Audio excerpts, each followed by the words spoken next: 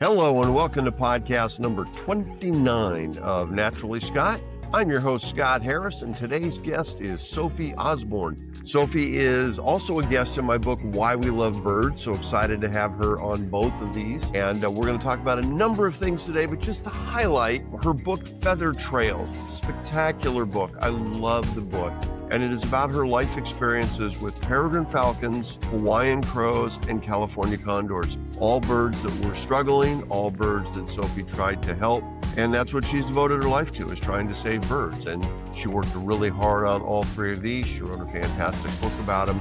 And I think you will find it fascinating. She's also going to talk about her degree in French literature, a natural prelude to becoming an ornithologist and a scientist. She has done field jobs with goshawks and prairie falcons and golden eagles and rough-legged hawks. She did her master's degree on American dippers, and we're going to talk about that. And she did a little traveling down to South and Central America in her fieldwork days. And in Guatemala, she studied the yellow-naped Amazon parrot. In Argentina, the yellow-billed teal. And in Peru, the black and chestnut eagle. A fascinating woman with some great stories, a terrific personality.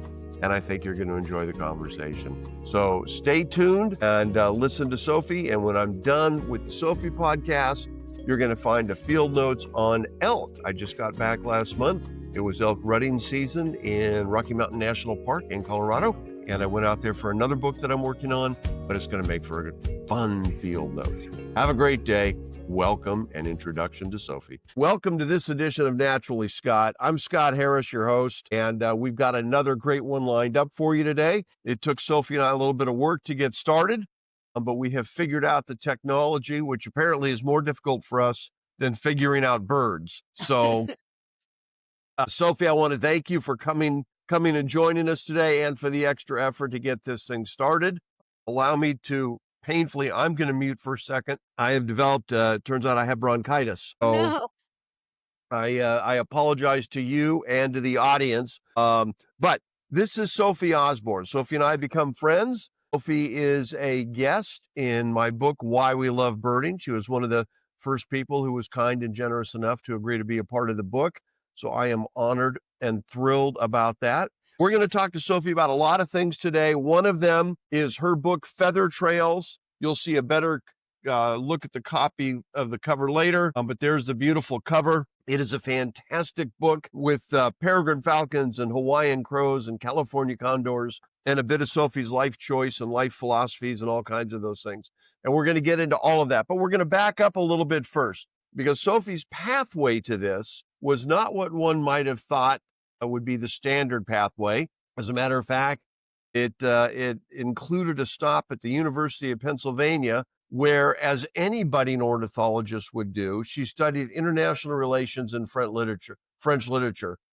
And that was not the most obvious route for you to go into birding. Did you finish the degrees in either international relations or French lit? Oh, yes, I finished those degrees. I graduated with those majors, and it wasn't until maybe a year after college that I ever even heard about wildlife biology. I had always loved animals. I grew up in really rural areas in Switzerland and then Vermont, and we had loads of pets, but I thought that if you liked animals, your only option was to be a vet.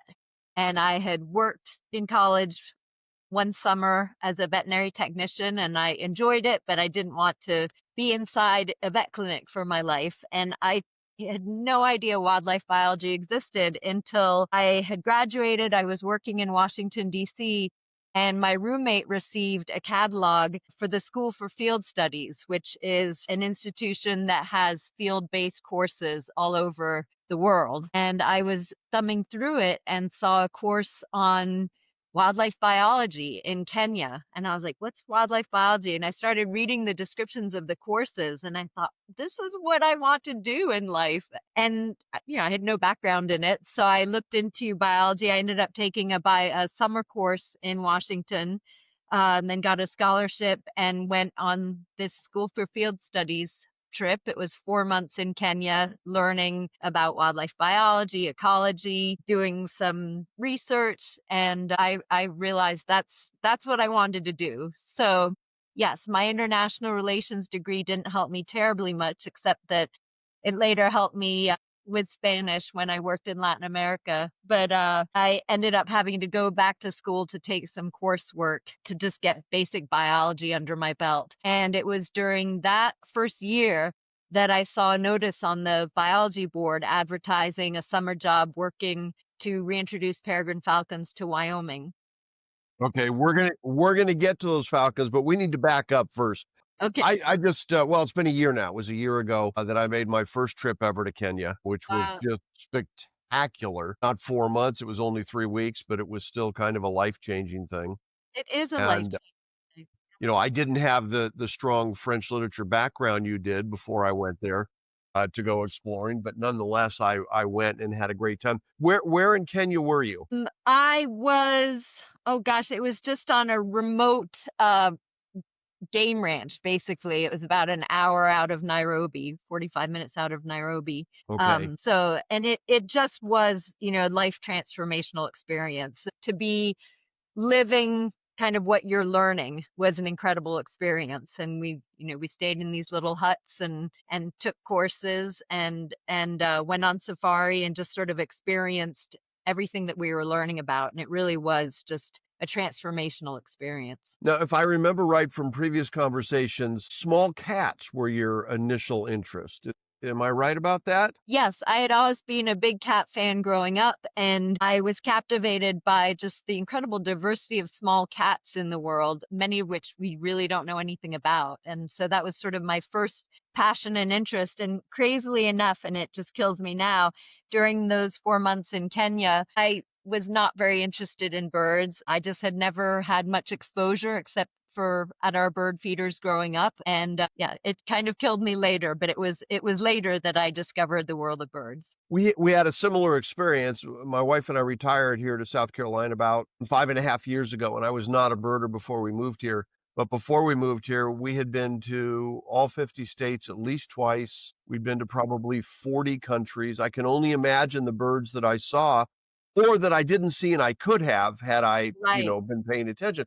I mean, I was a bit of a naturalist. We hiked and camped. My wife and I went on a 6-month camping trip. Mm. We spent some time outdoors, but birds were no more of a focus than anything else Right, for me, and exactly. I kind of regret that. Now, among the small wildcats, are servals among those the Yep. serval cats? Because I was unfamiliar with those until we went down to Tanzania and Kenya, and we were just driving down a road. I saw this small cat. I thought, oh my God, Yeah. that's a stunning looking animal.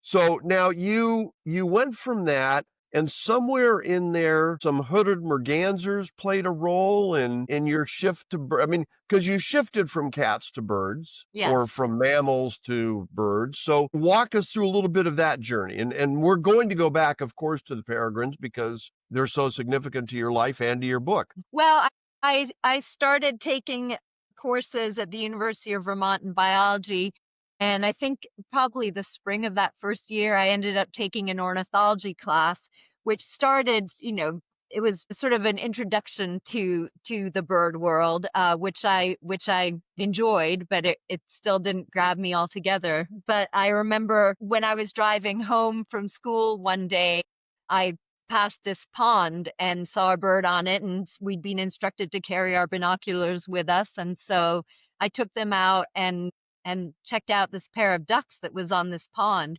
And I'd seen mallards growing up, and that was about all I knew as far as waterfowl goes. And it was a pair of hooded mergansers, and I was absolutely blown away by how beautiful they were. I just couldn't believe my eyes. And I went home, I started calling friends and saying, I've never seen anything like this outside a zoo. And I just couldn't believe that this was in my neighborhood. So they were really my spark bird. They were the bird that just sort of first opened my eyes to the world of birds. But then as you have intimated, it was my peregrine journey that really just reeled me in all the way. Okay, now again, so that I get the timeline correct, and it doesn't matter if we dance around a little bit, but you had a number of post-Kenya field jobs with goshawks and prairie falcons and whatnot. Were those after your peregrine falcon experience? Yes, the And peregrine falcon was my first job, first okay, field job. all right. So let's talk about peregrine falcons and then some of your other field jobs and then some of your South and Central America jobs. That So sounds great. Now, for those of you who aren't familiar with the book Feather Trails, A Journey of Discovery Among Endangered Birds, a number of years after she completed these things, Sophie takes us through some pretty detailed stories and experiences with her work with peregrine falcons and Hawaiian crows and California condors, all of which significantly impacted your life, I believe is fair to say. Very much So so. we will talk about this, but just so as we're following her journey, she's going to take us to Wyoming to the peregrine falcons, then take us around the Americas for a while, and then bring us back to Hawaiian crows and condors. Is that fair to say? Roughly. Okay, roughly.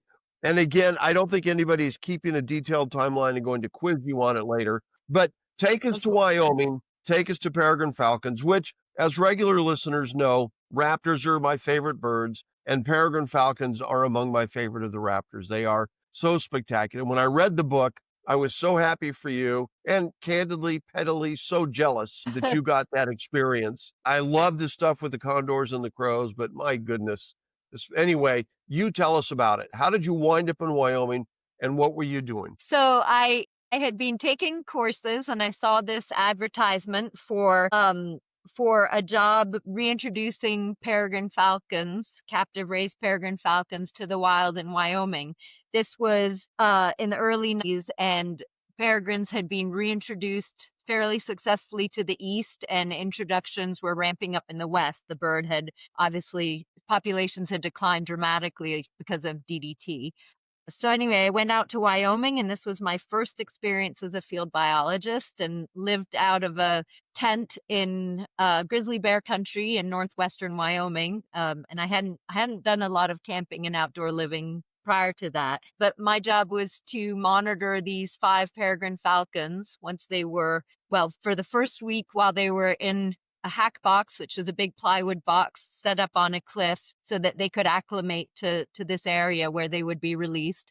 And then after a week in the box, they were released to the wild, and I provided them with food and monitored them and hazed away any potential predators with noisemakers. But mainly it was just spending day in, day out, dawn to dusk, watching these young birds grow up, learn to fly, start learning to hunt for themselves. It was spectacular. I mean, it's one of the most incredible flyers in the world, the fastest bird in the world, fastest animal in the world. And watching them learn to use their wings, learn to use the wind, their interactions, their playfulness, their mock battles, all of that was so captivating. And I just completely got drawn into the world of birds. And I had such a sort of phenomenal experience during those 6 weeks. It was a very short period, but formative, that it really inspired me to dedicate the rest of my career to just helping birds. I just wanted to do whatever I could to help birds from then on. And you spent hours every day just watching these birds, right? Dawn to dusk, literally. And they would leave, and then you would wait for them to come back and praying that they would make it back every day, knowing that not all young peregrines make it. Right.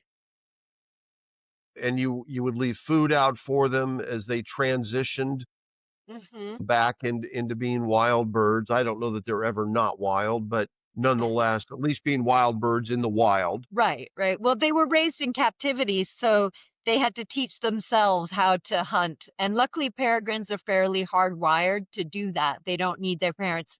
I mean, it helps if they have parents to show them how to hunt, but they can figure it out on their own, which is why hacking works well for birds like peregrines. Okay, explain to the audience 2 things. What is hacking and what was the DDT issue? Because not everybody knows. So I guess I'll go with the DDT issue first, because that was the first thing that happened to peregrines. This was a pesticide that came into sort of widespread use during World War II and was very good at controlling insect-borne diseases. And after the war, it became really widespread and was used to control agricultural and forest insect pests. Peregrines and other birds started disappearing. It took a lot of scientific studies and a lot of time to determine that it was DDT that was causing these declines. Peregrines fed on birds that had been contaminated with DDT by eating invertebrates or seeds or whatever these smaller birds ate. and peregrines accumulated the pesticide in their bodies, and that affected their calcium production. And so when they laid eggs, the eggs had thin shells, and the peregrines would try to incubate them, and the eggs would get crushed. And so they weren't able to successfully raise young, and their populations just tanked. And this happened to a lot of different species, bald eagles, a lot of fish-eating birds, brown pelicans, ospreys also were similarly affected by DDT. But the collapse of peregrine populations all over the world really just stunned the scientific community, and people just called it an absolute ecological catastrophe, this collapse of peregrines. There was a sort of a big meeting to try to figure out what to do about this, and peregrine declines were reported from 36 countries on 5 continents. So it was a global problem. And so some people went on to research the impacts of DDT on peregrines and other birds. Others decided, well, let's try to raise these birds in captivity, which was something that had never been done before, and then we can reintroduce them to the wild in areas where pesticides are less prevalent. So that group of people started trying to raise them in captivity. They were eventually successful, and they tried several different methods for reintroducing peregrines to the wild. And hacking really was the easiest and most successful. So they would put a big plywood box on a remote set of cliffs that would likely be a good breeding area for peregrines. And they would bring young birds that they'd raised in captivity. They put them into this box where they'd spend a week or so acclimating to the area. Then they would take the front of the box off and release the birds to the wild. And the young peregrines would hopefully stay nearby. That didn't always happen. One bird in Washington State flew out of the box, got carried aloft on a thermal, and was never seen again. The first 24 hours post-release was fraught, and a lot could go wrong. But anyway, they released them to the wild, and then they had hack site attendants, which is what I was, monitoring the birds, putting food out for them every day so that we put tons of food out on the cliff so the birds would stay nearby initially, because that's where they would realize there was food for them. And eventually, as they started exploring more and flying more, they would learn to hunt and feed on their own, but they'd have a safe place to come back to get food until they were independent. And with peregrines, it took about 6 weeks or so before they were able to hunt on their own and became independent and sort of dispersed from the area. And so how was it for you when they dispersed? You're spending 12 hours a day for 6 weeks. You broke all the rules. You fell in love with the birds. You recognized them. You named them. You did everything wrong. And so when they dispersed, it must have been extremely hard. I mean, Well, you it must have been thrilled for them. was extremely hard. And one might argue that maybe everything I did was right, because all 5 of my birds survived, and I didn't name them. I actually as a young scientist, I was hoping to be objective and name them after their color bands. So I had planned to name them, red, green, yellow. But my field partner overruled me, and he named them after mythological gods and figures like that. So I had nothing to do with the naming, although once named, the names worked and sort of became associated with the birds. But, I think there's value in getting attached to the organisms that you are working with, because it inspires you and motivates you to protect them and to dedicate yourself in a way that, if you didn't build those connections, maybe I wouldn't have spent dawn to dusk there. And so I could be there on hand to haze a golden eagle that attacked one of our birds away with a noisemaker. If I'd been less diligent, I might not have, we might not have been there at the right moment. So anyway, but it was really hard. I did get attached to them. Really, it was amazing how, while watching them, even as peregrines that are hardwired birds, a lot of their behavior is instinctual. Each bird was different. Each bird had an individual personality. One of the females was terrified of ravens. She had several bad experiences early on. And so whenever ravens came by, she just was completely freaked out by it. So, and, one of them was bolder and more prone to exploration. One of them was very timid. So they did have different personalities, and they became identifiable as individuals. And that was definitely something that I celebrated, and I became attached to them after working with them for so long. So it was both thrilling to have them disperse because they were successful, and that was the whole point of this. But of course, it was hard. The hardest thing was not knowing what would happen to them, like if they would survive long term. But I knew at least they had got through these initial few weeks. Well, and thank you for having helped them through that.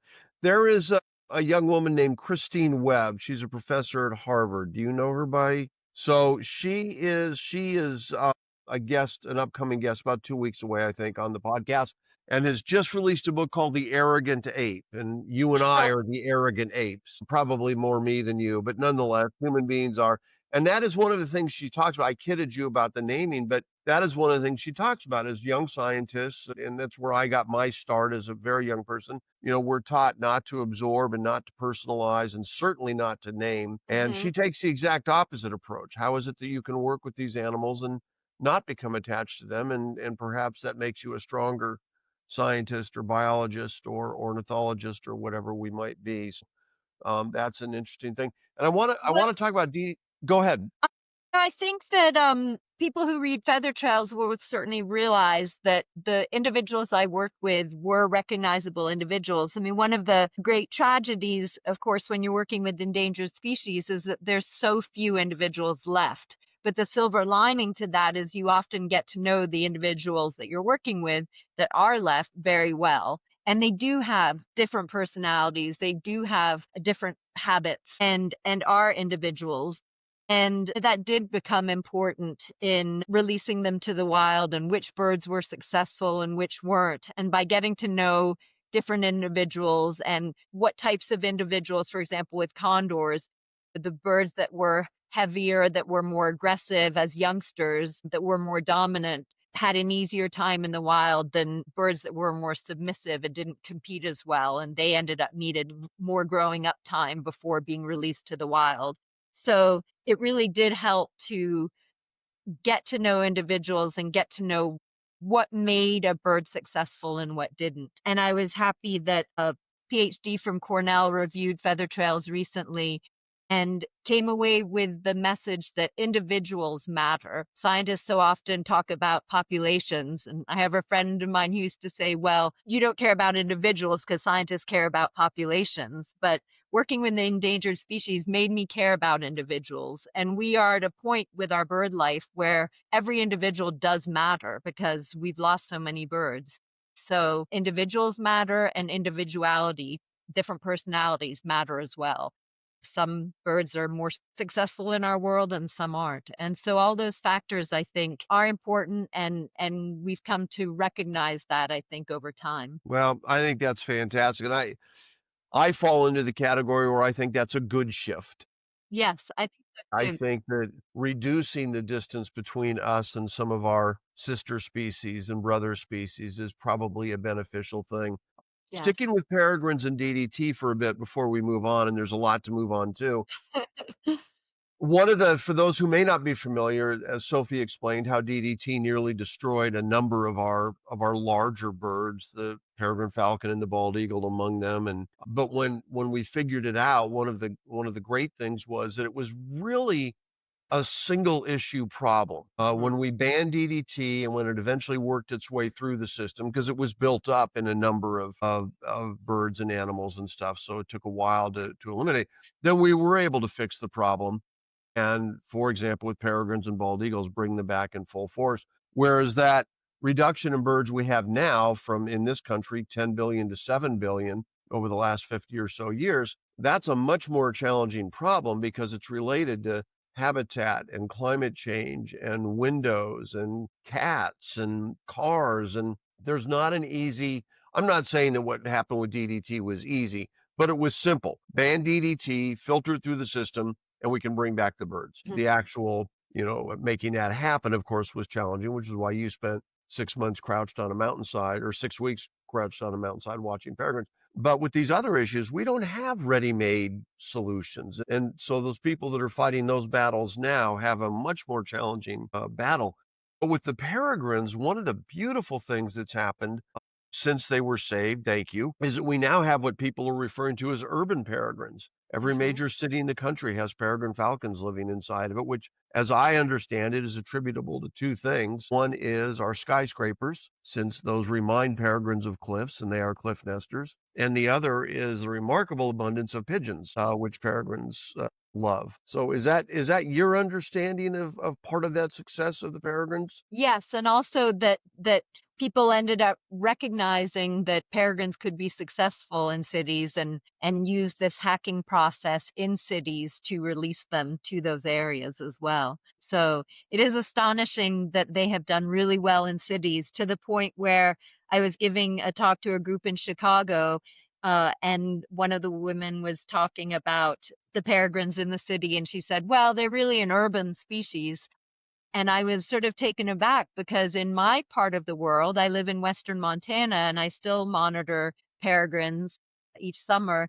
And I have to go hike up into a remote canyon and they live in these wild remote areas where there are big cliffs for them to nest on. And so I think of them as a wilderness species, but yet they are a very urban species as well. And part of their success, I think, in returning has been the fact that they could take advantage of our cityscapes as well as our wild Which areas. which I think is spectacular that they are both, that adaptability. I love that. In the cities, we live about 3 hours from Atlanta, which is the closest large city. The Four Seasons recently built a nesting box on their 50th floor, which, by the way, is also their ballroom floor, and I find that interesting because they invited me over and, showed me what they were doing and what they were building, and I'm thinking to myself, "Boy, somebody's gonna be having a wedding or a bar mitzvah or a 50th anniversary here. They're gonna open up these big drapes on this ballroom floor, and there's gonna be a peregrine plucking a pigeon." I'm not sure that everybody's gonna be as excited about that, Sophie, as perhaps you and I might be. Maybe not. But now if you go like, whenever I have to go out of town, if I have to go into a large city, one of the first things I check is where are the peregrines, Oh, that's and of awesome. course, they're easy to find, right, where they're listed, but under bridges and on church spires and, Mhm. large business offices and various things, and they're just there. They're Yeah, that's just there, amazing. and because they have some nest fidelity, you often get them coming back year after year, Mhm. and it's tremendously successful because for them, there's an unlimited buffet of pigeons, which they apparently never tire of. So that is a great success story. And Yes. I was talking to Elizabeth Gray, and she was talking about how the bald eagles had left Washington, D.C. Again, this whole DDT thing. And then when she moved back to D.C., how they had returned and she Mhm. could see them flying over the Potomac and whatnot. And you got to love those successes. Yes. We don't maybe get as many of them as we'd like, but when we do, we need to embrace them. Right, right. Well, and you're absolutely right when you said earlier that, there were thousands, I think about 7,000 peregrines were reintroduced to the US and Canada. And that was helpful, that was great, but really it was banning DDT that did it. And peregrines were a species that, had one major threat. And so by taking care of that threat, we were able to restore the peregrine. We'll touch on this, I'm sure, later, but that was interesting when I wrote about Hawaiian crows and California condors. With condors, they also have one main threat, but we have not been able to take care of that main threat, which undermines their recovery. With Hawaiian crows, there's multiple complex threats, and that makes their recovery even harder. It taking care of the major problems that are impacting a species is definitely critical to their conservation. And the other point is that conservation efforts and do work.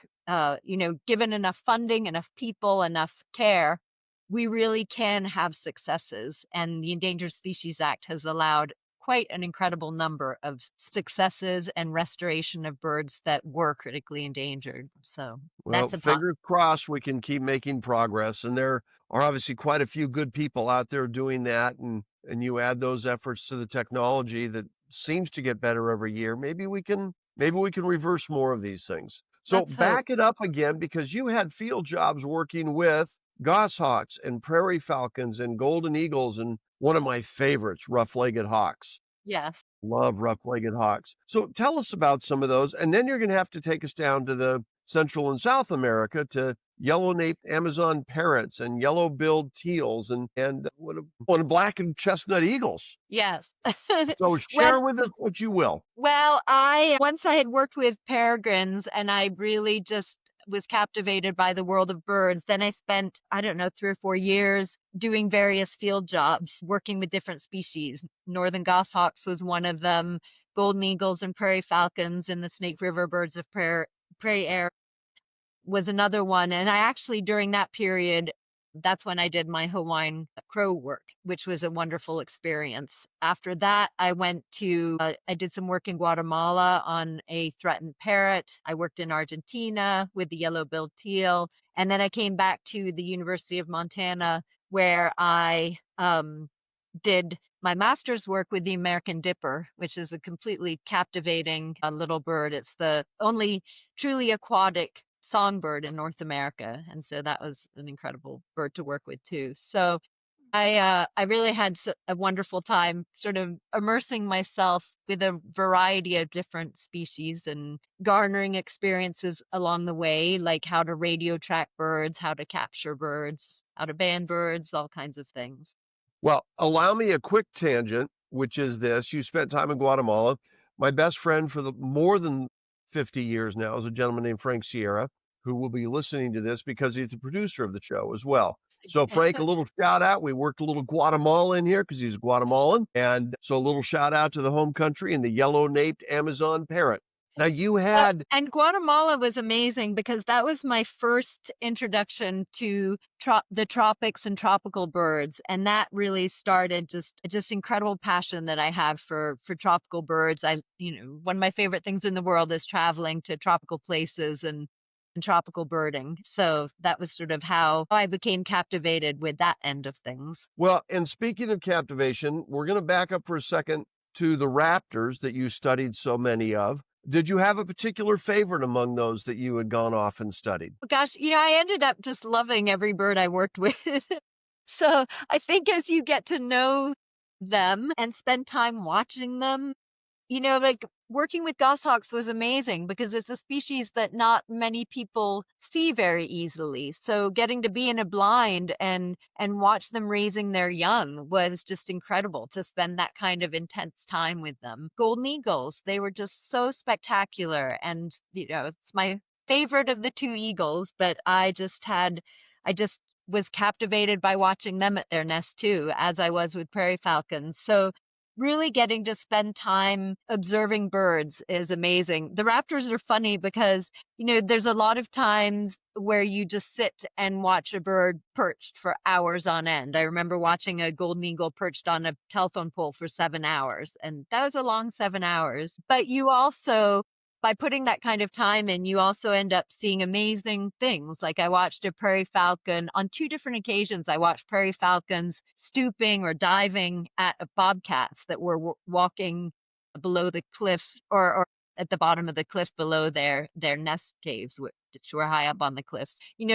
Being out there with the birds, not only do you get amazing insights into their lives, which it's hard not to get attached to them and to appreciate everything about them when you get to work with them on that level, but you also see some remarkable things. Although you do put the hours in, you look at a lot of nothing as well. I think you might suffer from what I used to tell my son when he was younger, last girl kiss syndrome. Be careful that you don't confuse that with being in love. And so if your favorite bird constantly shifts to the bird you most recently studied, that would qualify as last girl kiss syndrome. Now, although I wouldn't say that it shifts to the last bird study, it encompasses all of them. Okay, fair enough. That's a kind way to put it. Now, you also had a neat experience, and we're going to get to the American dipper, but I don't want to move away from the Southern Americas without talking about a bird that you didn't discover, but you discovered in a new area and quite by accident.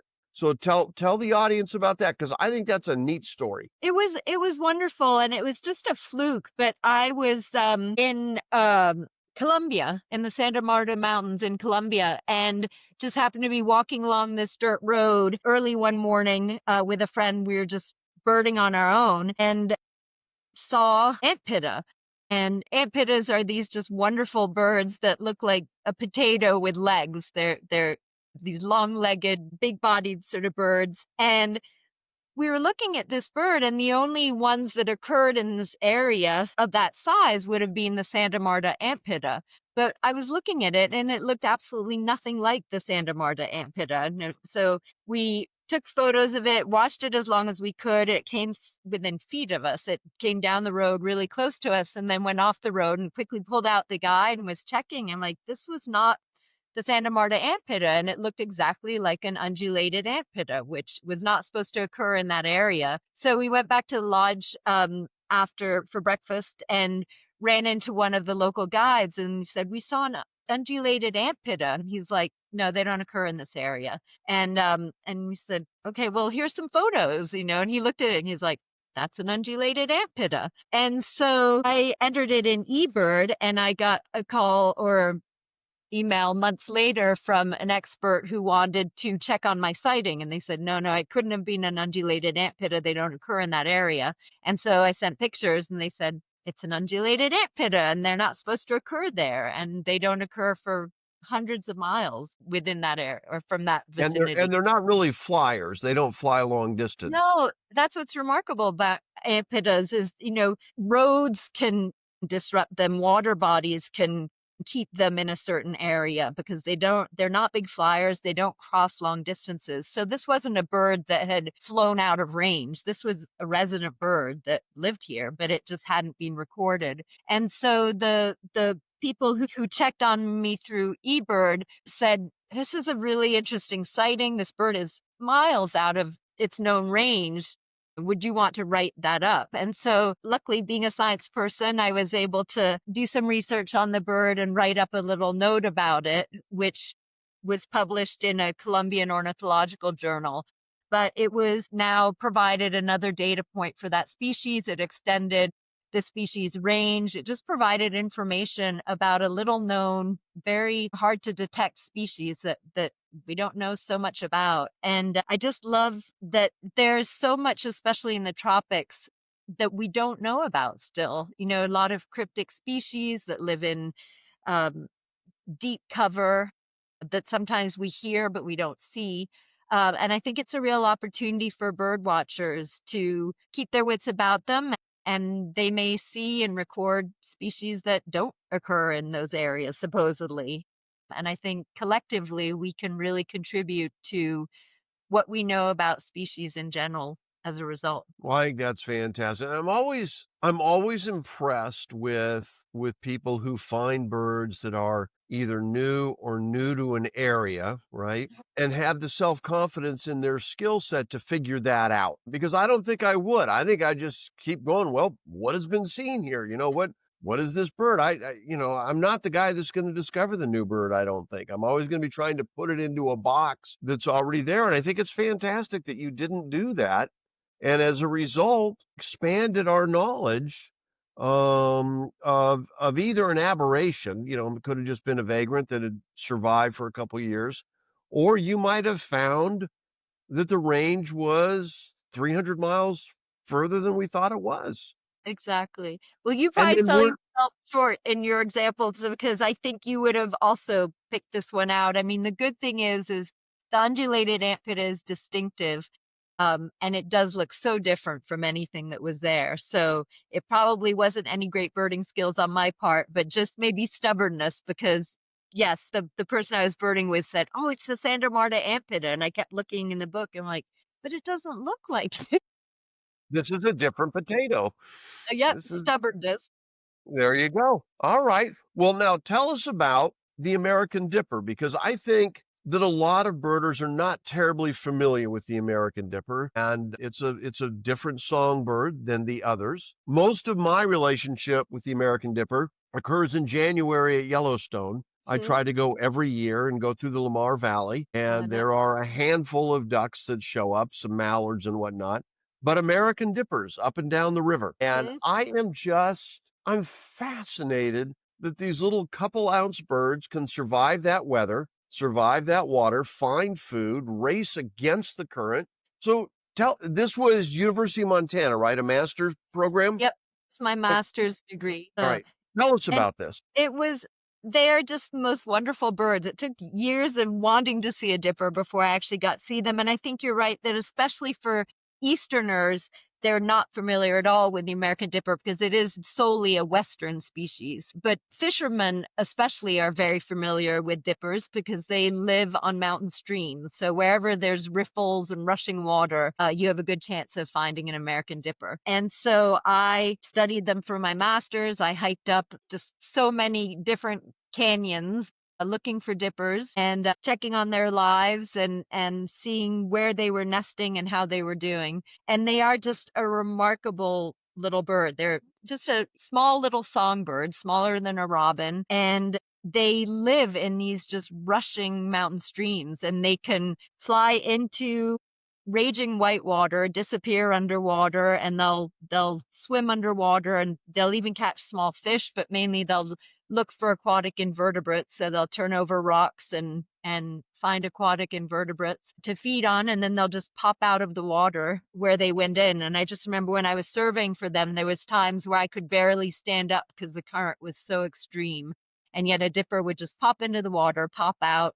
They swim like little ducks. They dive into the water like little penguins. And yet it's a little songbird with a beautiful, beautiful song. They sing all year round. So you'll hear them singing in the winter. Because of that, they were John Muir's one of his favorite birds. And so he writes about them in his Mountains of California book. And he said that no bird had accompanied him more in his lonely wanderings because it is remarkable. You can be walking by a river in the winter in the West, and if there's open water, you suddenly might hear this just lovely song, and it's an American dipper. So they're altitudinal migrants. They move down from the high mountain streams when they freeze over, and they spend more time in the bigger rivers that have open water in the winter, but they nest in just extraordinarily beautiful mountain stream places. Well, that's, and that has been my experience with them. I was just out in Colorado last month, and I was up in the mountains around Breckenridge. We were there with family before we were going up to Rocky Mountain National Park to continue my getting skunked on white-tailed ptarmigan. But so if I'm driving down, let's say a mountain road, and I'm just driving along at 5 miles an hour, I always just keep my phone on the windowsill with Merlin on because Merlin can sometimes hear things I don't. I don't Yeah, take Merlin as 100%. I don't take it as gospel, but it's a good trigger. it's a great And tool. yeah, and I'm driving up and down these roads, and there's all these mountain streams, and before I even know I'm coming up to a stream, Merlin has picked up a dipper. Hmm. So I park the car, I get out, and I go to confirm it, and I'm looking, and of course, there's a stream, and then there's, and I'll see 3 or 4, not just a single one. And you get to see these dippers. And first of all, kudos to Merlin, because I think it's awesome Yeah. for that. And to your point, you're out there, you're in the middle of nowhere, and it's kind of quiet. It's that pre-dawn light, and then suddenly you get that melodic sound, and you get out. And I'm not a giant songbird or warbler guy. It's not my number one thing. With all due respect to people who do, Chris Cooper especially, my apologies, but there is something about that dipper that just the way that they live and the way that they do that. And like I said, when I see them at Yellowstone and they're battling that river and it's 90% frozen over and they find these little spots and they're running along the bank and then they die. And I'm thinking, oh my goodness, the way that nature finds to survive, not just birds, but the way that animals find a way is just marvelous, whether it's a serval cat in Kenya or a dipper in Montana. Hmm. It's a beautiful thing, which leads us to, I want to talk now more about feather trails, and we'll use the crows, your Hawaiian crows, as the segue. That's one of the 3 birds that Hmm. you highlight in your book, the falcons, which we've covered, the condors, which we will. Let's hit the Hawaiian crows. The Hawaiian crows, they're just amazing. They really were probably the impetus for me wanting to write feather trails. They were one of my earlier field experiences, but I went to Hawaii to monitor 5 Hawaiian crows that had just been reintroduced to the wild. And when I was there at the time, there were only 12 Hawaiian crows left. The Hawaiian name for them is ʻalalā. So 5 wild ʻalalā left. 12 wild ʻalalā left. And they had just raised some in Say that captivity. 5 times fast, by the way. I know. 12 wild ʻalalā left, and they had raised some in captivity, and I was reintroducing the first 5 that were ever released to the wild. They'd actually been released in an aviary, a hack box, and then released into an aviary where they stayed for a month or so, and then from that aviary, they were released to the wild. And I arrived in Hawaii to monitor them and feed them and look out for them about a week after they'd been released to the wild. And they were up in the cloud forest. They're a species that is forest dependent. So they're very different from our opportunistic American crows that live, are comfortable living in human modified landscapes. These guys live in pristine forests, in the cloud forest, very forest dependent birds. And they have these remarkable vocalizations. They have about 60 different calls they can make. And to me, they really were the voice of the cloud forest. But I started working with these 5 youngsters. They had radio transmitters on their backs, so I could track them through the cloud forest, which was great because you could easily get lost in that crazy Hawaiian forest. But I monitored them. I provided them with supplemental food, me and another field partner. There were 2 of us, and basically did what we could to help them survive. But the Hawaiian crow has really struggled with a lot of issues, and that was part of the heartbreak, is that for years they didn't have the funding, they didn't have the attention that they needed, and they kept disappearing and disappearing in the wild. And so now it's the most critically endangered corvid, which are members of the crow, raven, jay family in the world. I wanted to bring attention to the species because they were so captivating. They were funny, they're playful, they're smart, they're an incredibly engaging bird. And I was seeing them disappear, and they did ultimately go extinct in the wild. So it's been a heartbreaking story, but people are still working to try to bring them back. You think there might be a Condor-like re-release? They did several reintroductions. Mine was the first, and then they did several more. The birds have a lot of pressures that all Hawaiian birds are up against, and we can get into that. One of the pressures for the reintroduced birds was their only native predator, which was the Hawaiian hawk, or ʻio, as it's known. And so many of the reintroduced birds ultimately were killed by Hawaiian hawks that it really complicated the reintroductions, aside from all the other problems that Hawaii has going on. So they have recently released 5 crows, 5 ʻalalā, to the island of Maui, where the Hawaiian hawk doesn't occur. And so it's hoped that if they can get those birds to be successful in a place where they don't have that predation pressure, then maybe ultimately they'll be able to have breeding in the wild and reintroduce those birds back to the big island of Hawaii, which is the only island they were native to. And the big island is the only island the Hawaiian hawk is on, right? It's Yes. endemic just to the big island. As far as I know. Yeah. Okay.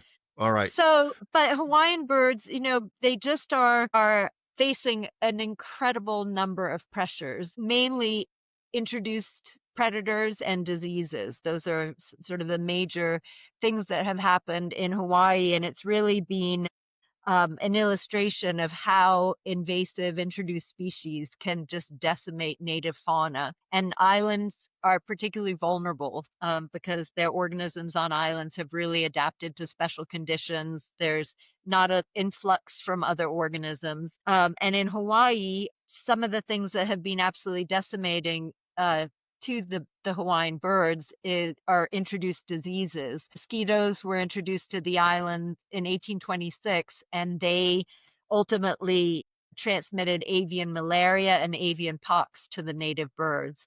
And those diseases just decimated Hawaii's birds. It's crazy when you go to Hawaii now, you'll see all these exotic birds, but they were all introduced because the native birds went extinct. And misguided but well-meaning people later just introduced birds from all over the world to try to bolster the presence of birds in their gardens because they had all being killed out by avian malaria and avian pox. People also introduced rats and mongooses and domestic cats, all of which prey on Hawaiian birds that never evolved to deal with predators. There's no land mammals on the island, no reptiles, and so the birds were very naive about predators. And having mongooses and cats, and the rats can get up into the trees and consume eggs and nestlings. So there were just so many pressures between the introduced predators, the introduced diseases. There are very few native Hawaiian birds left, and the ones that are still left usually occur at higher elevations where it's cooler, and so mosquitoes can't survive and reproduce and transmit diseases as well as at those higher elevations. But with climate Although change, now with climate change, the mosquitoes are moving up mountain. exactly, they're moving up mountains, and soon there's going to be no mosquito-free habitat left for Hawaii's birds. So it's really a dire situation, and there are a lot of components, many of which are finally being addressed and finally being dealt with. Hawaiian conservation, Hawaiian birds are still underfunded compared to mainland species, but they are getting more attention than they were.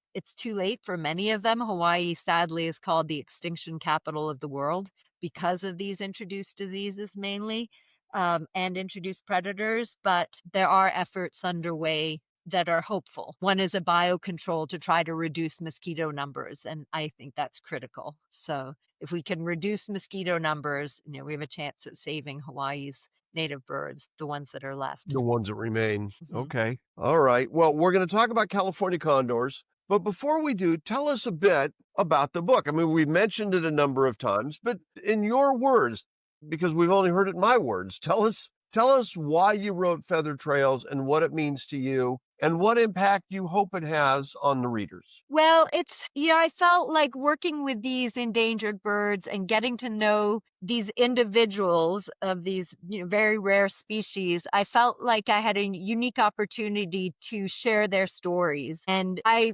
really fell in love with these birds. They were unique. They had individual personalities. And I think people really enjoy reading animal stories where they can identify with individual animals and get to know them.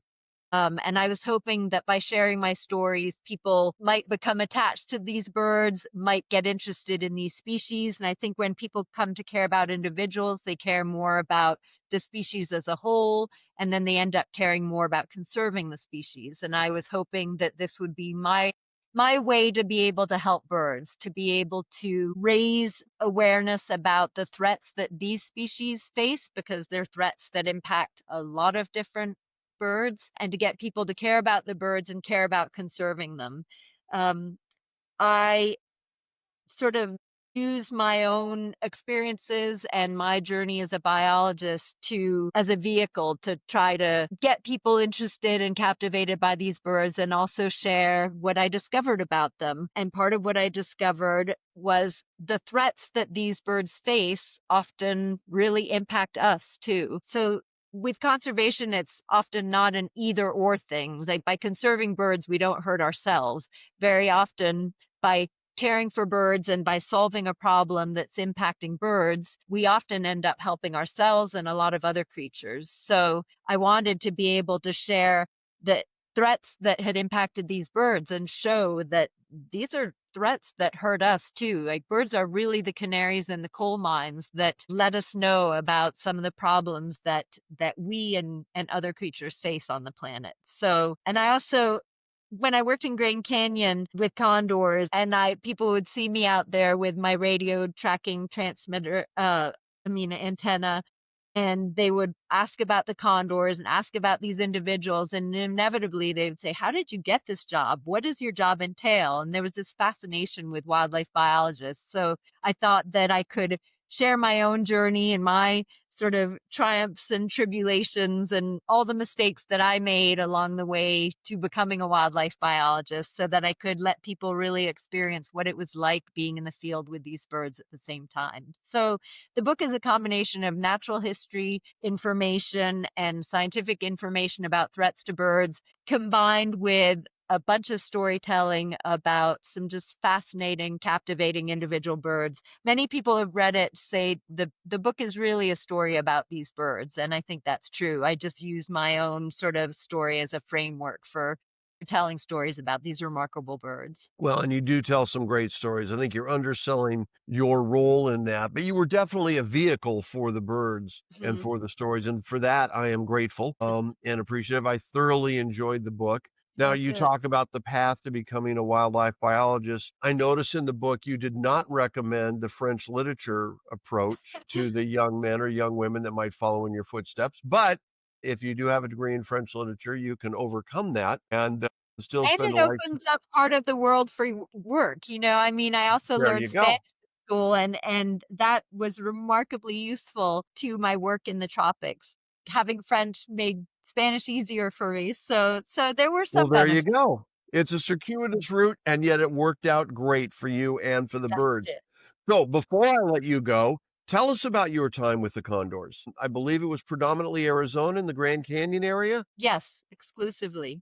So that was a remarkable experience too. Condors are such a fun, captivating species to work with because they're gregarious, their behavior is fascinating, and they're super, super playful, which is something that most people don't realize when they just see a picture of a condor on their television screen or in media. But they are really playful and captivating, an incredibly wonderful species to work with. I came to the Arizona program in 2000, which was 4 years after reintroduction started in Arizona.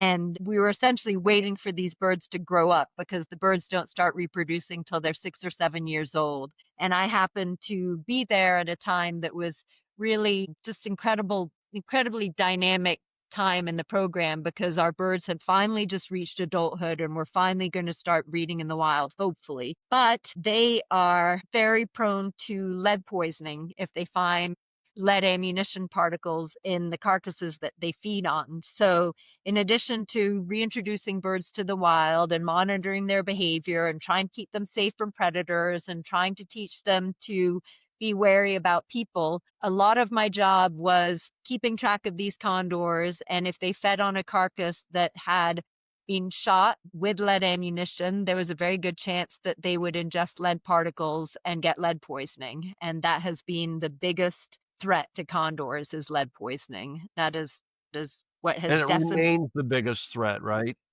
It is the biggest threat. Condors are opportunistic. They would be thriving if not for lead ammunition. So at the time when I was working with them, people used to say they're a relic from the Pleistocene. They might not make it in today's world. And certainly power lines were hard for them, but we were able to teach them to avoid power lines. But lead bullets are the major problem. And lead bullets have killed fragmenting into particles and carcasses that the birds then feed on, ingesting lead bullets has killed 2/3 of the reintroduced condors. So it is the major threat to the species. If we were to use only non-lead ammunition, condors would bounce back. And it takes just a small amount of lead to kill a condor, right?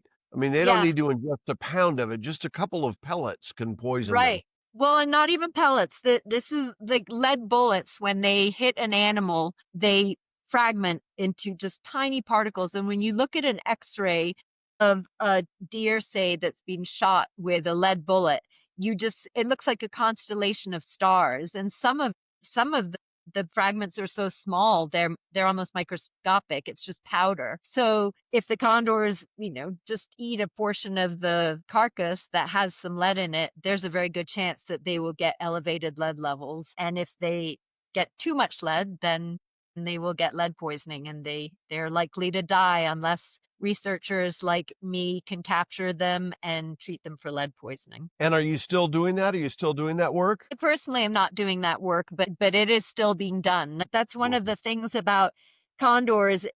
They went down to 22 birds total in the world, and so they have bounced back remarkably from that. We're approaching 600 birds. Without intensive management, biologists monitoring them, recapturing them if they think they fed on carcasses that contain lead ammunition, treating them for lead poisoning if they get if they have ingested lead, without that intensive management, condors would not be surviving and they would decline to extinction again. So And right now, they're dependent on us. if they're able to recapture a bird that has lead poison, if they recapture it soon enough, can they save the bird? If they hadn't ingested too high a level of it. But yes, we ended up saving birds over and over again. There was one condor in California had lead poisoning 13 times. So it was treated for lead poisoning 13 times before it ultimately died of lead poisoning. But it was saved and had several more years because people were able to capture them. But the sad thing is, condors could live in the wild till they were 60 or 70 years old. Most of our condors are lucky to live into their teens. Eventually, they usually end up getting lead somewhere. So, especially in places like Grand Canyon, they can travel to very remote areas where they can get into a carcass that has been shot. So biologists have to be on hand and track them as much as possible and treat them whenever necessary. So working with condors was wonderfully rewarding in terms of getting to know these unique, individual, funny, playful, wonderful birds. But it was also highly stressful because, if we saw birds that were feeding on a coyote, say, you were sure that that coyote had been shot.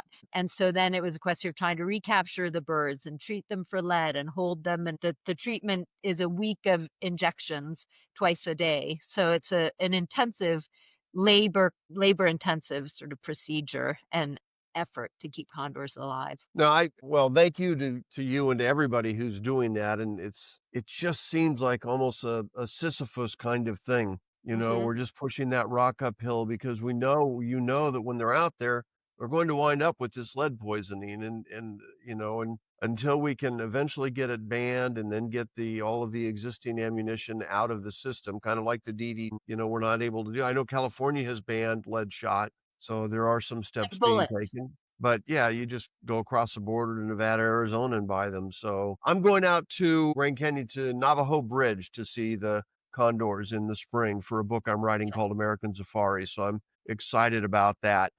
That's a great spot to view them. But one of the things with lead poisoning, I just want to say that, it's one of those things, again, where condors are like a canary in the coal mine. They are super vulnerable to lead poisoning and lead ammunition, but we are also vulnerable to lead poisoning and lead ammunition. And people who use lead bullets to kill their deer or their elk are liable to be ingesting lead ammunition fragments. And lead is as bad for us as it is to condors. So, California has made great strides now that they've banned lead ammunition. Their hunters are going to be safer and have fewer negative health outcomes because they are not ingesting lead.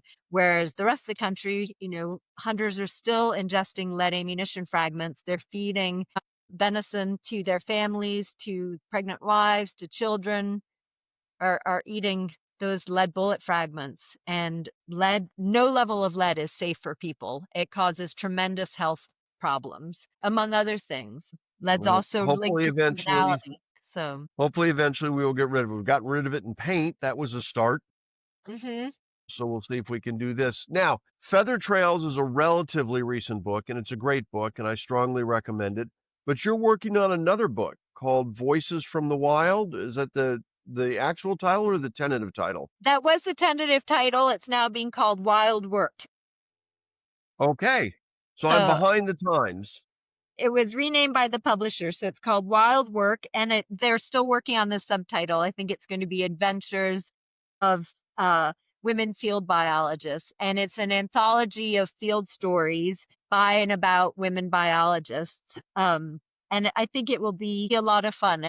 As we've discussed, I discovered the world of wildlife biology very late. Hopefully this book will help other young women discover the world much earlier so that we might have more women biologists. But it's a fun collection. I'm working on it with a co-editor who was an acquaintance from graduate school, and we reconnected by chance 20 years later.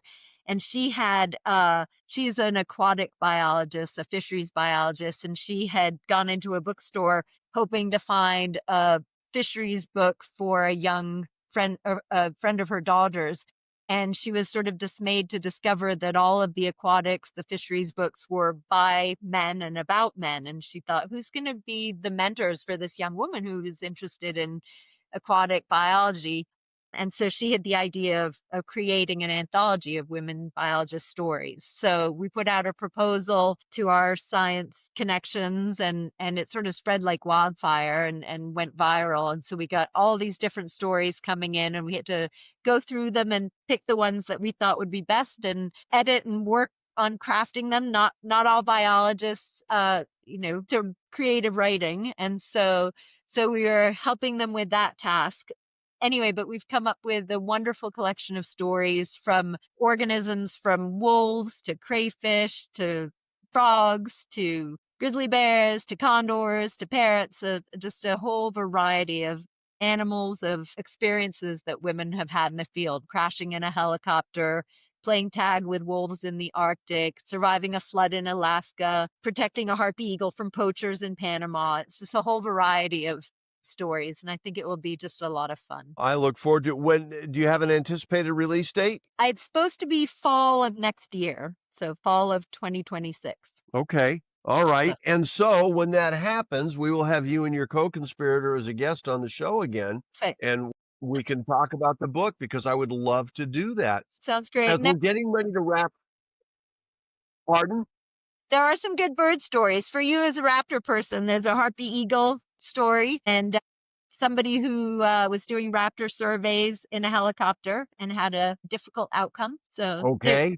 some fun Well, stories. as long as they were still around and able to write the story, that's a good sign. Yes, Hey, you can as be we're sure it getting, was a happy ending. there you go. As we're getting close to wrapping up, I'm going to throw my email up here. If you've got questions for me or something you'd like me to ask Sophie, please send me a note. I would love to hear from you. Now, at the end of every podcast, I ask my guests to select a book that's nature-based to recommend to the audience, something that we might enjoy. And the problem for me is that doing 2 of these podcasts a week, the number of books that is stacking up on my nightstand is getting out of control. I used to try to read all the books that my author guest wrote.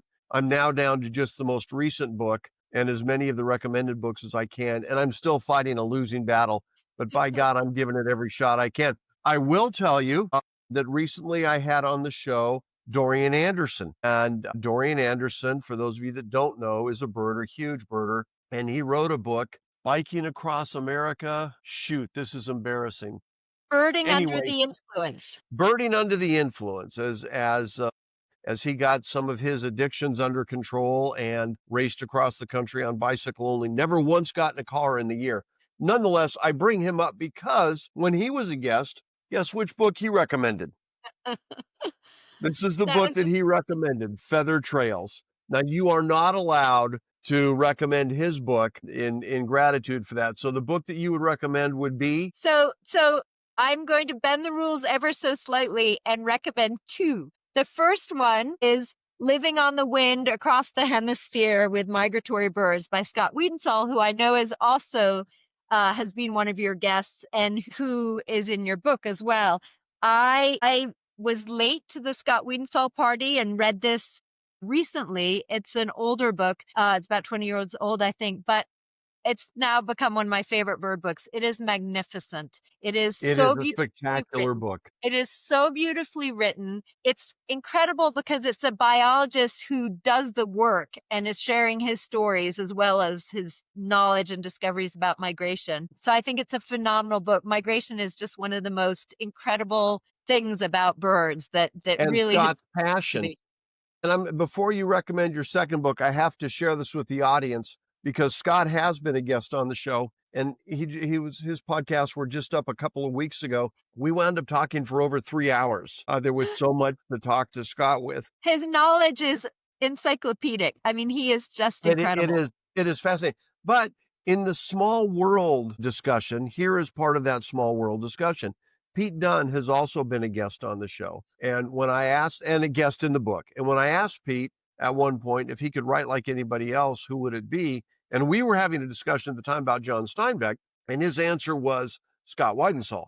When I asked Scott if he could write like anybody else, who would it be? He said Pete Dunn. And in the world of coincidences, if we can see this, the foreword in this book is by Pete Dunne in Feather Trails. So that is just, I love that story. Pete Dunne was a hero of mine for so many years. So to have him write my introduction, the foreword, was just the biggest honor and just amazing. And Scott said some kind things on the back of my book as a review. So it's just an incredible thing to have people who were my heroes for years and who have done so much for the bird world, to be associated with them in however distant a way is amazing. Well, it's a neat thing. So your second I recommendation. am going to do this one too, which is Bringing Nature Home by Douglas Ptolemy. And this is a book that I had heard about and I thought I knew what messages it had, but I just wish and hope that every single bird lover would read it, because with our birds declining and with our insects declining, part of the problem we have nowadays is not DDT, but it's a class of pesticides called neonicotinoids. And we're having an ecologically catastrophic collapse of our insect populations. And Doug Ptolemy talks about how a lot of our insects aren't evolved to deal with non-native plants that we plant all over suburbia. They're evolved specifically to deal with native plants. And the absence of native plants is just creating these biological deserts for insects. And when there aren't native insects, that impacts our birds. And so I think that it's just an incredibly, it's an easy, wonderful, interesting read. And it's so important for anyone who cares about birds to appreciate what's happening with our insects and how we can help birds by helping insects. So I will put that cover up on the screen. It's I was really phenomenal. hoping I'd already read Scott's book. I was hoping your second book would be one I already read, so I didn't have to add. I'm afraid that my nightstand is going to collapse here relatively soon. This will be worth it. And it might have been Scott that said this, but maybe not. But one of my recent guests was talking about the insect issue, and they called it Insect Armageddon. The devastating loss of insects it's easy to see in two things. Number one, when we were kids and you used to drive around in cars, windshields were always splattered with insects when you got home. Now it doesn't happen ever. And the second thing, of course, is it's part of the decimation of the birds. There's just not enough food for them. And so it is part of the ongoing issue that we face. So thank you so much. I write about that in Feather Trails. Yes. And so I just, so much of this comes around in a circle, and some of it's great. We brought back the eagles and we brought back the peregrines, but on the other hand, we've lost 3 billion birds in just the last few decades. We have some issues and some problems we need to deal with. If you have been kind enough to watch this on YouTube, if you're listening to it on Apple or Spotify or anything else, thank you very much for doing that. If you watched it on YouTube, do me a favor and hit subscribe. You'll notice as you've watched, there's not any ads in here. We do this on our nickel. We're just trying to bring the message out. And the more people that subscribe or comment or like, frankly, the more YouTube pushes it out, the more people hear the guests and the more guests we bring in. So it's a neat little cycle. So I'm going to ask you to do that if you would. For the regular listeners, you'll know I do a field notes after each of my podcasts. And the one following today is completely and totally unrelated to the podcast Sophie and I just did. I'm going to do one on the elk. I was at Rocky Mountain National Park last month for the rutting season for a book I'm writing. And if I don't get that field notes done soon, I'm going to completely miss the season for it. So that's going to be the one today, is on elk. Sophie, thank you so much. So much. You've got one more thing to add. Please do. Yes. Elk and birds have a connection that you might not be aware of, and I just will quickly mention it. One of the things we can do to help birds is to reduce or eliminate barbed wire fences. A lot of birds get hung up on them. A lot of birds die that way by hitting barbed wire fences. Elk have an incredibly difficult time getting over barbed wire fences. And I, on my Montana property, have facilitated the passage of a huge elk herd across my land by taking down my barbed wire fences, whereas my neighbors have made things very difficult by erecting fences. So I just feel like fences are a connection between elk and birds, and you can help both birds and elk by reducing fences if you have that opportunity. That's a neat thing. As a matter of fact, I'll throw a picture up here from a recent trip to Colorado, not this September, but last, where I've got a couple pictures of a black-billed magpie landing on elk. They're kind of Mhm. like oxpeckers in Africa, where they come in and they clean up the elk. You bringing down some of your fences leads to another upcoming guest we have, which is Jody Hilty, who runs the Yellowstone to Yukon program. And the idea is to facilitate migration of non-birds all the way from Yellowstone over 1,000 miles up to the Yukon. And part of that is public-private partnerships, which I'm going to learn a lot more about in the podcast. But that is part of what her and her organization are trying to do, is to get people to open their land so these animals that naturally migrate are able to do so. Pronghorn and bears and wolves and elk. So we'll see how that goes. Sophie, thank you so much. This has been a blast. I've really enjoyed this. I'm already excited about having you on again and with your new book, so that Wait. we can promote that and let the readers get out there. And I have a daughter and a granddaughter, so I have a soft spot for, well, I'd like to think that everything was equal and whatnot. It's not yet. It's much better than it was, but it's not where it needs to be. And so the idea of highlighting some of these women biologists and scientists, and whether my granddaughter ever wants to go in that area or not, just knowing she could is kind of a neat thing. And as I wrap up every one of the podcasts, I do it the same way every time, which is, I hope you're out there. I hope you're reading. I hope you're outside. I hope you're enjoying nature. And when you do it, I hope you're staying safe and staying curious. Sophie, thank you very Thank much. you. Really appreciate being here. Thanks. My pleasure. Hello and welcome to the 29th edition of Field Notes. I'm your host, Scott Harris. And as I do following every podcast, I bring you a Field Notes, and I'm looking forward to today's. I appreciate you listening. Thank you very much for doing so. And today's Field Notes follow a conversation with Sophie Osborne. So great podcast with Sophie. And now we're going to try to make this a great Field Notes. It's about elk, which have almost nothing to do with the podcast with Sophie. Although following our podcast, she sent me a couple photographs from her own property that she has taken of elk moving across. So I'm going to include those in today's Field Notes. But I wanted to cover the Field Notes because I was recently at Rocky Mountain National Park during the big rut. And before we get too far away from that, I wanted to sneak this one in. So first, we'll cover some general elk-related things, and then we'll get right down into Rocky Mountain National Park. If you didn't know, elk are a part of the deer family. They can weigh up to about 700 pounds. They are a pretty big animal, pretty impressive, especially when they get that massive rack going during the rutting season. They are known during the rutting season for two things: their battles, which are intense and vicious and violent, and their bugling, which you can hear from a long distance, especially at dawn, which I did every morning for a few mornings back in September and had a great, great time. We'll talk about that. They like open meadows. That's where they hang out. When they're not in rut and they're not in breeding season, generally the males will hang out together and the females and the foals will hang out together. But when the rut starts and the breeding starts, the dominant males gather up their harem, they gather up their herd, and they put that together and then spend their energy defending that, breeding with as many females as possible and defending their harem or herd from the other males. The animals tend to be at higher elevations. They live in mountainous areas. They tend to be in higher elevations during the summer and then come on down in the winter when the snow gets up pretty high. One of the greatest examples of that I've seen is in Yellowstone National Park. I try to go every January. And one of the reasons is the elk. In December and November, when the snow really starts to hit Yellowstone, it drives the ungulates down from the mountains into the Lamar Valley.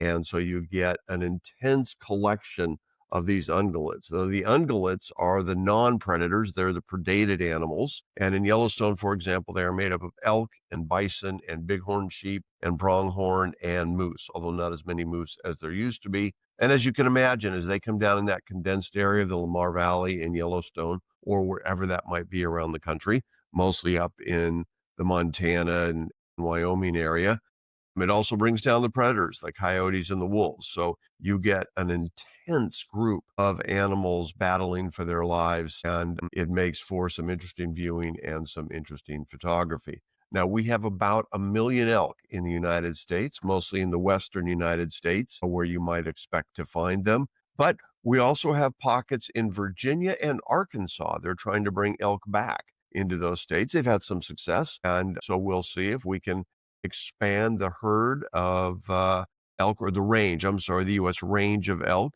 Around the world, you can find elk in Canada, not surprising, central and western Canada, kind of an extension of Washington and Montana and Wyoming. In Mexico, elk have been reintroduced, so there are some elk herds in Mexico. In areas like Russia and China and Mongolia, there are native elk. And in New Zealand, elk were introduced about 100 years ago. There were some animals that were captured in Yellowstone and brought down to New Zealand to start a herd. And so far, 100 years, so it's a little more than so far, that is working. So Rocky Mountain National Park is, in my estimation, the place to go in the rutting season. I have been there before. I was there last month. Rutting season semi-officially opens on September 15th.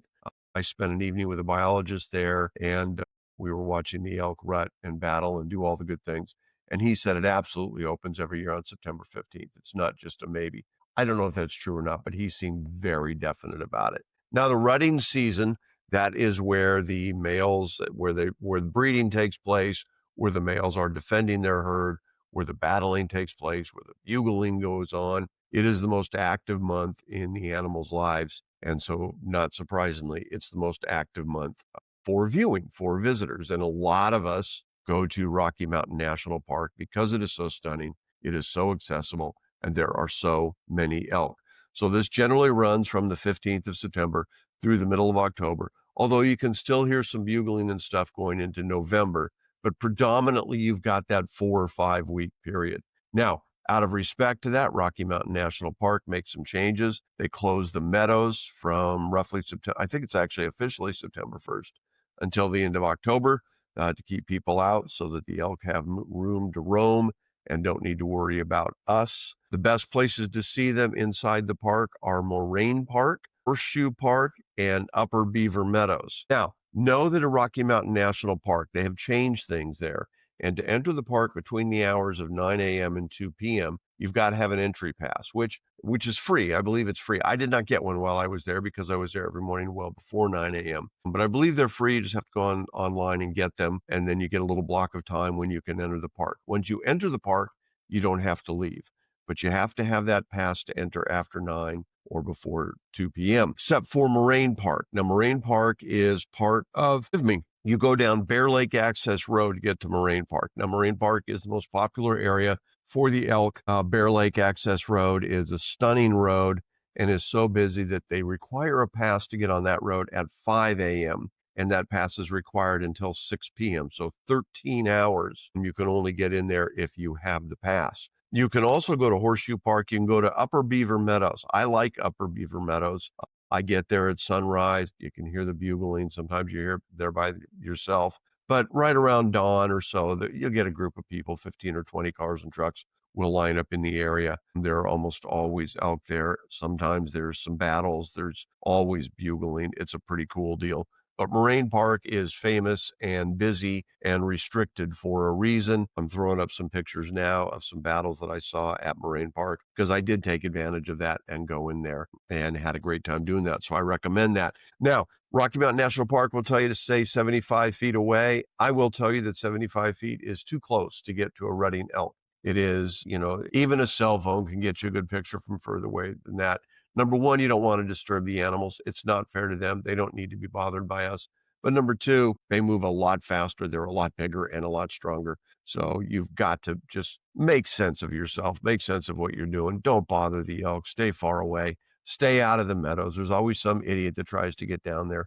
Hopefully the rangers catch them, and usually they do. Now, if you do go, like at Upper Meadows, where I like to go, bugling alone, getting there before dawn and listening to the early morning bugling is one of nature's magnificent treats, and that alone makes it worth it. But if you happen to get to see a couple of male elks going at it in a clash, in a battle, in a war, it is a remarkable thing to see. I'm showing some pictures of that as well. I did get to see that both inside of the park and outside of the park. Outside of the park, oddly enough, took place over on Estes Lake. Now, Estes Park is the gateway to Rocky Mountain National Park. Estes Lake is a lake on the outskirts of Estes Park. It's a small lake and it's a small town. And part of that lake area is the Stanley Park Sports Complex. Got some ball fields and a dog park and the lake. And I'm throwing some pictures up now But while we were there, one of the bulls had its harem right behind one of the ball fields. You can see the chain link fence is in the pictures. They're right there. And another bull came down, crossed the road, swam across the lake, came in, and we saw multiple battles between these two, the ones I'm showing pictures. And at one point, they were completely underwater. There had 3 battles. The challenger was defeated all 3 times and eventually crossed back over the lake, over the road, and was gone. Maybe to be back tomorrow, maybe to be back next year. I don't know. And if you're in Estes Park, and this happens year round, by the way, but it's more dramatic during the rutting season. If you're in Estes Park, there are elk throughout the town. They're eating in people's front yards and backyards. They're walking along the streets. They're in the vacant lots. Sometimes they're in the not vacant lots. But during the rutting season, the testosterone kicks in. They're at an elevated level. And a male elk, a male bull, will literally walk down the middle of Main Street in Estes Park and just not move for anybody, not for horns, not for cars, not for trucks, not for people. They're just there. So it is a sight to see. I recommend you spend time in the park. I recommend you spend time in the town of Estes Park. And if you are going into Rocky Mountain National Park, the elk are much more active early in the morning and late afternoon, early evening than they are in the middle of the day. I know that most people just kind of want to go in the middle of the day. That's why it's crowded. That's why they have the pass requirement. But I strongly recommend, if you can, get there before dawn, get in the park. Park's open 24 hours a day. You can go whenever you want. But if you get there before dawn and you get up to the upper Beaver Meadows and you settle in, or if you get a pass and go down Bear Lake Access Road and get to Moraine Park and do that, it is so, so worth it just to hear these animals, to see them. You know, it's cold in the fall, so you're seeing them, you know, they're breathing. You can see the breath, it condenses. It's a magnificent thing to see. I recommend it.